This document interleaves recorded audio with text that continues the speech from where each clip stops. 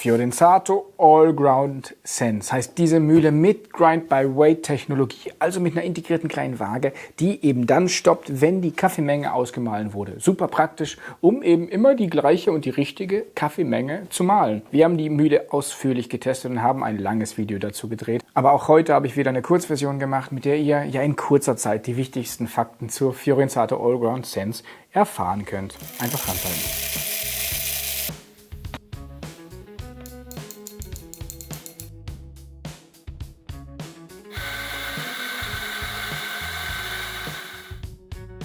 Ich persönlich bin ein großer Grind-by-Weight-Fan, weil mir die Mühle einfach das rausgibt an Mahlgrad oder an Mahlmenge, was ich brauche. Und dann muss ich mich nur noch auf den Mahlgrad konzentrieren. Und das ist schon echt eine tolle Funktion. Und ich finde eine Technologie, die total viel Sinn macht, sowohl für erfahrene Homebarista als auch für Neueinsteigerinnen und Neueinsteiger.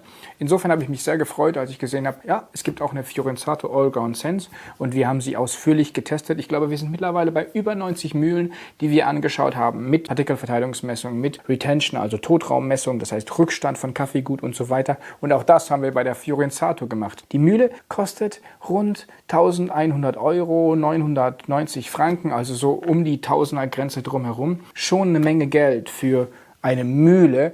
Insofern sind die Erwartungen natürlich auch entsprechend hoch und vieles liefert die Mühle auch wirklich gut ab. Sie ist hochwertig gebaut, sie hat eine exzellente Partikelverteilung, sie hat eine hohe Genauigkeit, was das Ausmahlen der Mühle angeht. Es kommen die 18 Gramm raus, wenn wir 18 Gramm reinstellen und das ist wirklich super, darauf können wir uns verlassen. Und auch der Espresso schmeckt, egal ob ihr jetzt eher auf sehr dunkle Röstungen steht oder auf hellere Röstungen, ihr könnt mit der Fiorenzato All-Ground Sense guten Kaffee machen. Darauf kann ich euch meine Hand geben. Aber es gibt auch ein paar handfeste Probleme. Und das erste ist der Totraum. Totraum bedeutet Rückstandsraum, der in der Mahlkammer rund um die Mahlkammer oder rund um die Mahlscheibe sowie im Auslauf besteht. Dort bleibt bei manchen Mühlen, bei jeder Mühle bleibt ein bisschen, aber bei manchen Mühlen bleibt mehr schon gemahlener Kaffee zurück als bei anderen. Und hier sind es 6,6 Gramm, die in einem losen Totraum rumliegen. Das heißt mit anderen Worten, ihr mahlt Kaffee, ihr mahlt 18 Gramm und dann bleiben 6,6 Gramm von der Mahlung hier zurück. Ihr habt zwar 18 Gramm im Siebträger, aber 6,6 Gramm mehr wurden gerade gemahlen und die fliegen hier in der Mahlkammer rum. Und dann gibt es noch 0,5 Gramm sogenannten festen, permanenten Totraum. Die kleben sich sogar dauerhaft fest. Aber das Problematische sind wirklich vor allem diese 6,6 Gramm, die wir gemessen haben. Lass es 6 sein. Auch 6 Gramm sind viel. Denn was bedeutet das? Wenn ihr dann den nächsten Espresso macht, dann habt ihr diese 6 Gramm in eurer 18 Gramm Mahlung. Ihr habt also gar nicht 18 Gramm frisch gemahlen, sondern 12. Das heißt, 2/3 des Kaffees wurden gerade gemahlen. Ein ganzes Drittel ist bei einem doppelten Espresso jetzt von der letzten Mahlung. Und wenn ihr nur einen einfachen Espresso mit 9 Gramm machen würdet, dann sind über 6 Gramm davon schon länger in der Mühle stehender, auch alternder Kaffee. Und der schmeckt nie so gut wie der frisch gemahlene. Ja klar, wenn ihr sagt, ich mache in 15 Minuten den nächsten Espresso, dann spielt es keine Rolle. Die Rolle spielt es erst, wenn ihr sagt, ich mache morgens einen Kaffee, nachmittags einen Espresso und dann am nächsten Morgen wieder einen. Dann reagiert der gemahlene Kaffee viel schneller mit Sauerstoff, als eine gesamte Bohne mit Sauerstoff reagieren würde. Der Kaffee altert, das CO2 verfliegt, Öle beginnen an, auch sich zu verändern und das merken wir geschmacklich. Und das ist ein sehr, sehr hoher Wert. Verglichen mit anderen Grind-by-Weight-Mühlen in der Preisklasse, ja sogar mit anderen Grind-by-Weight-Mühlen unterhalb dieser Preisklasse, ist das ein hoher Wert und das ist für mich ziemlich problematisch. Und dann gibt es leider noch einen zweiten, größeren Problembereich und das ist die Mahlgrad-Einstellung. Hier oben, das fühlt sich haptisch alles gut an. Also das macht auch Spaß, das zu bewegen und auf die nächste Stufe zu gehen. Und ich habe auch nichts gegen Mahlgrad-Einstellungen mit Stufen, wenn die Stufen feingliedrig einstellbar sind. Hier aber bedeutet jede einzelne Stufe eine stärkere Mahlgrad-Einstellung oder Mahlgradveränderung, als ich sie mir wünschen würde.